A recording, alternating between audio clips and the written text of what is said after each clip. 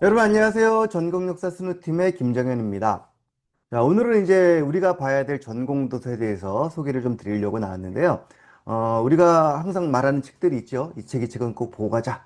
제가 설명에서도 빨간 걸로 표시하면서 이건 좀 보고 가자. 고 했던 책들이 있는데 그 책들이 도대체 어떤 책이길래 이렇게 보라고 하는지 공부를 좀 하신 분들은 알겠지만 처음 도전하시는 분들은 도대체 왜 저 책이 중요하다는 것인지 어떻게 읽으라는 것인지 감이 안 올 수 있을 것 같아요. 그래서 그런 부분을 간략하게 좀 설명을 드리려고 하는 거고요.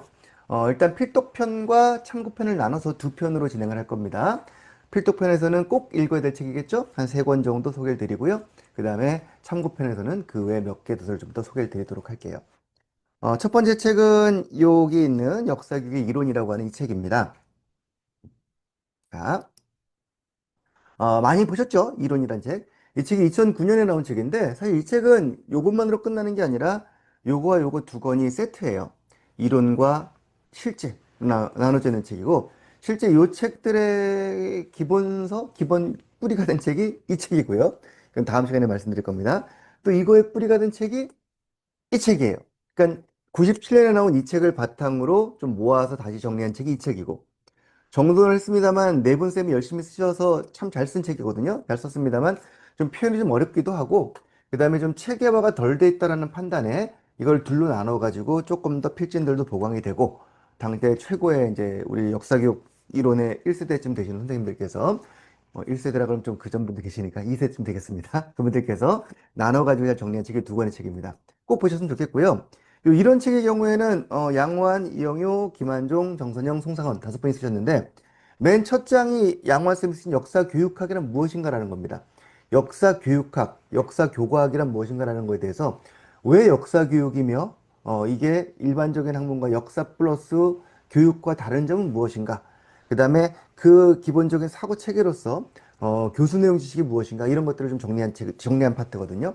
시험에 곧잘 나오는 파트이고 그리고 이론적으로 가장 토대가 되는 탄탄한 파트이기 때문에 여러분들이 꼼꼼히 읽으셨으면 좋겠다라고 생각이 들고요.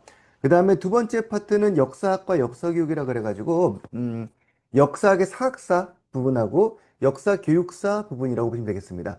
그러니까 어떤 역사적 이론을 토대로 역사교육이 만들어졌는가를 위해서 우리 옛날부터 뭐 헤로도투스부터 시작해가지고 랑케이유까지 역사의 계보가 쭉 나와 있는데 특히 이제 랑케이유의 근대사학이 중요하겠죠. 그 파트를 좀 이론가들별로 학자들별로 정리하면 되는 파트입니다.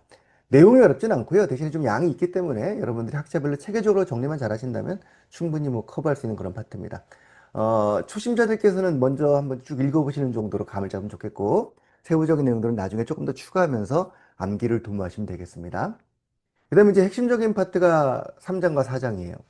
그러니까 우리가 기본적으로 역사 교육할 때 꼭 다뤄야 될 내용이 뭐냐면은 뭘 가르치죠? 라는 부분이거든요. 내용 지식을 가르치는 것도 물론 중요하지만 이순신도 알아야 되겠지만 그보다는 우리가 고기가 아니라 고기를 잡는 법을 가르치라고 그러잖아요. 그러니까 역사적으로 사고하는 방법론, 기능적인 사고적인 측면을 가르치는 게 좋지 않겠느냐 해서 나온 개념이 역사적 사고거든요. 그 역사적 사고의 토대가 될 수 있는 두 가지 방법론이 하나는 이해고 하나는 설명이에요. 그러니까 이해라는 거는 우리 역사학이라는 게 법칙적으로 설명되는 게 아니라 어떤 과거의 행위이고 사람이 들어가는 거기 때문에 이 사람이 돌발 행동도 상당히 많거든요. 그러니까 법칙적으로 이게 배경이다, 결과다라는 걸 우리가 많이 얘기합니다만 그보다는 왜 이렇게 됐지? 이 사람은 이걸 왜 했지? 라는 게 좀 더 중요한 게 아닌가? 즉 사람에 대한 이해가 먼저가 아닌가라는 개념이에요. 그래서 이해 파트를 얘기하는 분으로서 이제 김한종 쌤이 그 파트에 박사 논문을 쓰신 분인데 뭐 최근에도 그 관련해 가지고 책도 많이 쓰셨습니다. 최근에 나온 개설서도 나중에 기회가 되면 소개해 드릴 텐데 역사적 상상과 역사 교육이라든가 뭐 이런 내용을 가지고 보완해서 쓴 책들도 있거든요. 꽤 좋은 책이에요. 근데 그와 같은 그 이해 측면의 이론적 토대가 되는 내용들, 상상은 무엇이며 감정입은 무엇이며 특히 뭐 구조적 상상은 무엇이며 이런 것들을 다루고 있는 게 김한종 쌤의 글입니다.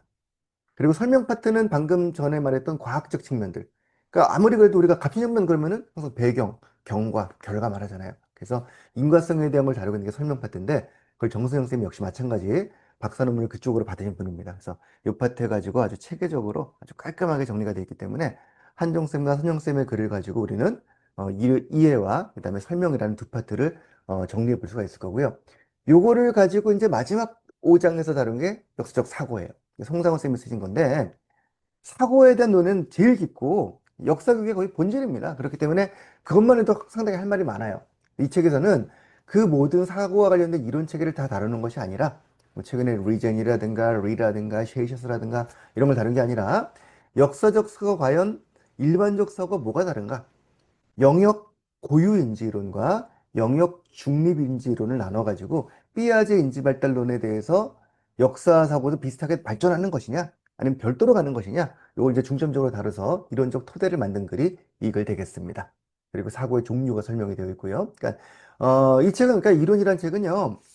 앞으로 나올 수많은 이론적 그 내용들의 토대라고 보시면 되겠습니다. 그러니까 이대도 꽤 많은 이론이 나왔죠. 우리 역사교육에도 꽤 많은 책들이 쌓여 있고 그런데 그런 것들을 보기에 앞서가지고 가장 기초적으로 되는 역사 교육이란 무엇이며 역사과의 관계는 어떠하며 그 다음에 이해와 설명이 어떻게 다른 것이고 어떤 특징이 있으며 사고와는 어떻게 연결되는가 이런 것들을 쭉 읽을 수 있는 가장 기본적인 책입니다.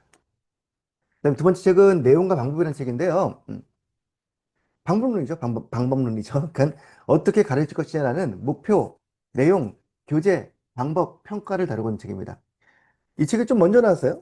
이 책이 내용과 방법이 이론보다 2년 먼저 나왔습니다. 같이 기획을 했음에도 불구하고 좀 먼저 나왔을 뿐입니다. 이 책을 쓰신 분 역시 마찬가지 최상훈, 이영효, 김한종, 선재쌤 전부 다 당시 이론적으로 가장 훌륭하신 분들이 쓰신 뭐 겹쳐요. 저자도 겹치고 연구형도 겹치시고 최상훈 쌤이 목표하고 평가를 쓰셨는데 상훈 쌤은 평가 파트만 따로 떼어가지고 책을 쓰신 것도 있으세요. 교사분들하고 함께 상당히 좀 체계적으로 정리가 아주 깔끔하게 되어 있는 그런 파트거든요. 그러니까 목표론과 목적론을 좀 비교하시면서 보시면 좋겠고 그 다음에 평가에 있어서는 어떤 평가가 좋은가 교육학적 이론을 좀 토대로 해가지고 교육학적 이론을 토대로 하지만 그렇다고 그대로 접목할 수는 없을 거 아닙니까? 수학의 평가와 역사의 평가는 다르기 때문에 그래서 이런 것들을 역사적으로 어떻게 활용할 것인가를 좀 중점적으로 다뤘다고 보시면 되겠습니다. 이건 마찬가지 뭐 내용을 다루고 있는 영유쌤이나 교재를 다루고 있는 한종쌤이나 그 다음에 방법 다루고 있는 선유쌤도 마찬가지입니다. 기본적인 교육학의 토대를 두되 상당히 아주 지난한 작업이었을 것 같아요. 그러니까 교육학의 수많은 방법론 중에서 역사위기에 쓸 수 있는 것들을 뽑아가지고 그렇게 적용을 시켜서 서술했기 때문에 이를테면 글쓰기도 역사 글쓰기는 뭐가 다른가? 다르겠죠, 당연히. 그래서 역사 글쓰기에서는 특히 저자가 드러나는 방식에 뭐 아니면 역사가 되어 쓰는 것인가, 과거인이 되는 것인가 이런 것들을 전부 다 나눠가지고 정리하다 보니까 양도 상당히 많고 좀 깊어요. 그리고 실제 교육에 쓸만한 부분도 상당히 많고요. 그래서 이 파트가 시험에 아주 많이 응용이 될 겁니다. 그러니까 우리가 흔히 볼 수 있는 그 교수학습 지도안을 가지고 있는 문제들 보면은 요 지도안에 쓰인 방법이 무엇이며 교재가 무엇이며 그 교재의 장점이 뭐고 단점이 뭔지 이런 걸 많이 묻거든요. 그럼 여기 정리됐다고 보시면 돼요. 다만 이제 한 가지 아쉬운 게 있다면 아쉬운 건 아니지만 문제가 있다면은 이게 2007년 책이에요. 지금 2026년이고 이제 벌써 그럼 20년 전이기 때문에 그동안의 방법론으로는 상당히 많이 바뀌었겠죠. 뭐 당연하겠죠. 그동안에 이 책에 뭐 이를테면 그런 걸 막 강조하고 있거든요. NIE 그래서 신문에서 교육하는 방법들이라든가 아니면은 디지털 교과서 클릭을 하면 하이퍼링크로 다른 걸로 들어갈 수 있는 종이로 된 책의 분량을 확 늘릴 수 있는 뭐 이런 특징이 나와 있는데 안 쓰죠, 요새 이런 거, 그죠, 우리가? 요새 뭐 AI 시대에 우리가 GPT도 있고 뭐 여러 가지가 있는데 이걸 쓰지 않을 거란 말이죠. 그래서 그런 것들을 좀 보완할 수 있는 수많은 새로운 이론이 필요해요. 그래서 그런 것들이 최근 나온 책에서 보완이 돼야 되기 때문에 이것만으로 100% 커버할 수 있다고 볼 수는 없습니다. 하지만 이 책의 기본적인 토대가 있어야 그 나머지 것들도 말할 수 있는 거기 때문에요. 그 나머지 것들은 우리가 수업 시간에 계속 녹여나가면서 정리해 나가기로 하고, 물론 우리 사사책에는 이 책은 기본으로 깔되 그 새로운 것도 다 담고 있습니다. 새로운 내용을 최근에 며칠 전 이론까지 담고 있기 때문에 상당히 뭐 준비가 잘 된 책이긴 합니다만 어쨌든 그 책을 읽기 전에도 토대가 될 수 있겠다는 겁니다. 두 권의 책 꼭 기억해 주시고요. 특징들 봐가면서 생각하시면서 목차를 보고 내용을 읽을 때도 제가 말씀드린 지금 특징들을 좀 고민하면서 보시면 좋겠습니다. 세 번째는 첫걸음이라는 책인데요. 첫걸음이요. 말 그대로 첫걸음이에요. 이 책은 기존의 이론서도 있음에도 불구하고 다시 쓴 이유가 서문에 밝히고 있습니다. 예비교사를 위한 거라고요. 그러니까 예비교사가 처음으로 첫걸음을 뗄 때 정말로 꼭 알아야 되고 필요한 것들, 역사교육이 이론에만 머물지 않도록 실제에 필요한 부분들을 담아서 다시 정리하겠다라고 쓴 책입니다. 우리가 아까 말했던 그 두 권의 책에 나온 내용들 열심히 외우고 공부해요. 근데 실제 교사가 되면 그걸 쓸까? 라는 건 약간 의문이죠. 드레이의 합리적 설명과 햄펠의 설명을 우리가 사용할까? 글쎄 모르겠습니다. 쓸 수도 있겠습니다만, 그래서 그런 것들을 조금 더 실질적으로 접목시켜서 우리가 봐야 되지 않을까라는 고민에서 쓴 책이시고, 아까 봤던 분들보다 한 세대 후배 분들이신, 그러니까 90년대 학번 분들이신 겁니다. 이거는요. 아까 거는 70년대, 80년대 학번 분들이 많으시고, 90년대 학번 분들. 그래서 김민정, 이미미, 백은진, 성자쌤 4명이 나와 있는데, 요거 이제 나이 순으로 서술해 놓은 거고, 지필수는 김성재 쌤 맨 앞이고요. 그 다음에 김민정, 이미미, 백은진 세 분이 그 뒤에 이제 2, 3, 4장을 쓰셨습니다. 1장은 교사교육과정이라 그래가지고, 이번 답이 교사교육과정이었죠. 그러니까 최근에는 교육과정을 국가가 만드는 것도 있지만, 교사가 교육과정을 설계하고 실행하는 주체다라는 관점이에요. 그러니까 워낙 교실 현장의 특징이 많이 반영이 되기 때문에 교사의 역할을 좀 강조하면서 교육과정을 교사가 어떻게 운용하고 활용할 것인가에 대한 것들을 다루고 있는 것이고, 뭐 교사의 역사관이라든가 다양한 이론들을 접목해서 써놨기 때문에 아주 뭐 또 역시 좋은 글이죠. 당연히 다 좋은 글들입니다. 다만 이제 이런 건 있어요. 우리가 첫걸음이니까 읽긴 되게 쉬워요, 이 책이. 술술 읽히면서 그렇구나 하고 볼 수 있는데, 이게 시험에 나온다고 생각하고 볼 때는 어느 걸 외워야 될지, 어떻게 정리해야 될지. 그동안 우리가 항상 길들여져 있는 게 첫째, 둘째, 셋째, 장점, 단점, 이런 거에 길들여져 있었는데, 이 책은 그렇게 쓴 책은 아니에요. 그러니까 쭉 읽어나가면서 개론적으로 보시되, 그 안에 들어있는 수많은 이론들을 녹여서 캐치할 수 있어야 됩니다. 브루노도 들어있고요. 지금 패러다임 뭐 이런 거 들어있고, 뭐 리도 들어있고, 리젠도 들어있고, 다 들어있거든요. 다 들어있는데 어디에 얼마큼 들어있는지 우리가 처음 공부하는 분들은 가늠하기가 어려워요. 그래서 이 책은요, 예비교사들, 특히 임고를 처음 시작하시는 분들이 가볍게 쭉 읽어나가시면서, 아, 이런 내용을 다루겠구나를 파악하는 데 먼저 중점을 두시고, 그 다음에 수험 중반쯤 지난 다음에, 그러니까 한 번쯤 이론을 다 들으신 다음에 다시 한번 보시면서 아, 이게 이거였어? 하고 또 깨달으면서 보셔야 됩니다. 그리고 시험 보기 전에 또 정리하시면서 이렇게 정리하면 깔끔하겠구나라고 쭉 흐름을 따라 정리할 때도 또 이용합니다. 그래서 이 책은 두고두고 1년 동안 계속 보세요. 저 이 책은 보통 한 5번은 보라고 하거든요. 한 번 보고 2번 보고 계속 보면서 자꾸 볼 때마다 새로운 게 보일 겁니다. 그래서 꼼꼼하게 내 걸로 소화하면 좋겠다라는 책입니다. 뭐 올해도 당연히 많이 반영이 됐고요. 처음 나왔던 2022년에는 아주 센세이션했던 그런 책이었습니다. 시험에 곧잘 반영이 되고 있고, 물론 이 책에서 나왔다기보다는 이 책이 다루고 있는 최근의 이론적 범주에서 나온 거겠죠. 하지만 그럼에도 불구하고 가장 기초적인 책이기 때문에 꼭 보시는 것을 권하는 그런 책입니다. 2장은 이미쌤이 쓰신 역사적 사고에 대한 거고요. 2장이 민정쌤이 쓰신, 3장은 미미쌤이 쓰신 내러티브에 대한 겁니다.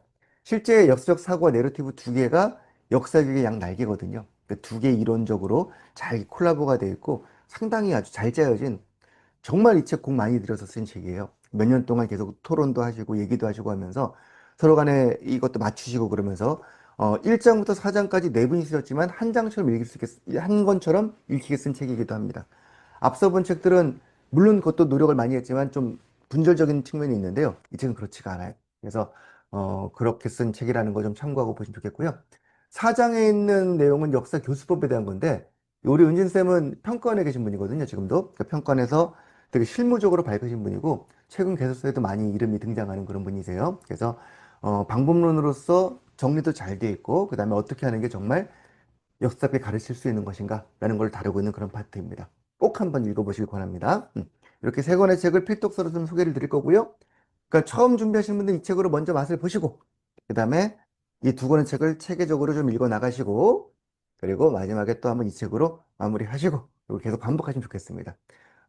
혼자 하기 힘들 거예요. 힘들기 때문에 저희가 있는 거니까요. 저희 수업을 들으면서 따라오실 때도 옆에 끼고서 계속 참고적으로 보시면 좋겠다라는 책임을 말씀드리겠습니다.